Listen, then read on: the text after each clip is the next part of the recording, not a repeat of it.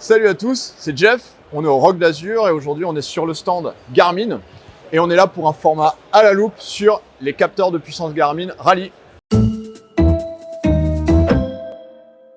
Alors, est-ce que tu peux me présenter justement ce nouveau produit? Alors effectivement, donc ça, ce sont les nouveaux capteurs de puissance Rally. Ce sont des produits qui sont sortis en 2021. Ce sont les remplaçants des Vector 3. Donc on a redesigné le produit et c'est un produit qui est donc toujours évolutif. Donc c'est-à-dire que, alors déjà, la première chose, c'est qu'on peut le passer de vélo en vélo. Donc c'est un format pédale. Je peux le passer de mon VTT, de mon vélo de route, d'un vélo de route à un autre vélo de route sans aucun problème.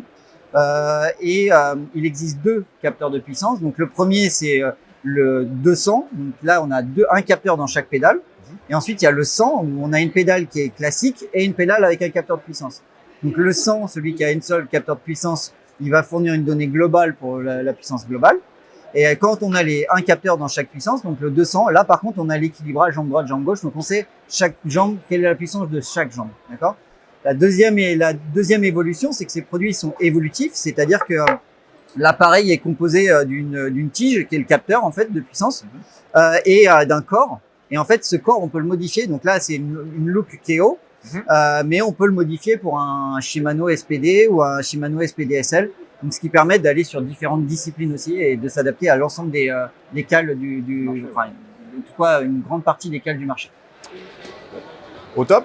Alors, est-ce que tu peux nous dire un peu plus, on va dire, sur les spécificités, on va dire, en termes d'autonomie, en termes de précision sur la puissance? Alors, ce produit, il est précis à jusqu'à 2%, qui est quand même assez précis. Et puis, on a une autonomie de 120 heures, on est sur des piles.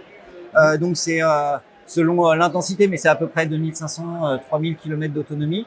Et ça permet de changer les piles en quelques secondes, assez rapidement, et surtout partout où on se trouve. Pour les personnes qui vont partir sur des aventures, on peut trouver les piles très facilement en voyage et changer les piles de son capteur en quelques minutes.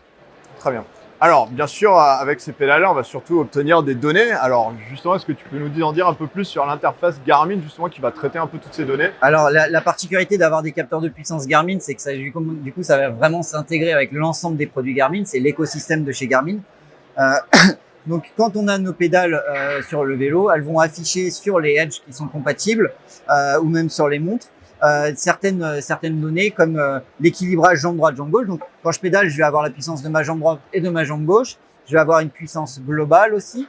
Je vais savoir combien de temps j'ai été assis, combien de temps j'ai été debout sur le vélo. Ça va aussi me donner des informations sur la manière dont mon pied appuie sur la pédale. Savoir si j'appuie trop avec l'avant du pied, trop l'arrière du pied, trop le côté. Donc, ça me donne vraiment des informations sur le centrage de mon pied par rapport à la pédale. Et est-ce que la pédale est bien située sous ma chaussure quand j'appuie et que je donne un maximum de puissance. Donc, l'objectif, c'est d'optimiser véritablement le positionnement et d'avoir des informations en temps réel sur son edge. Donc, ça permet aussi, par exemple, de progresser à l'entraînement? Ouais, exact. Les données de puissance, justement, apportent plein de données supplémentaires à la fréquence cardiaque, à la vitesse, au temps d'entraînement. Et donc, du coup, la puissance, ça permet véritablement de progresser. Ça donne une information qui ne prend pas en compte l'environnement qui est autour. Et donc, c'est vraiment la puissance qu'on fournit en temps réel.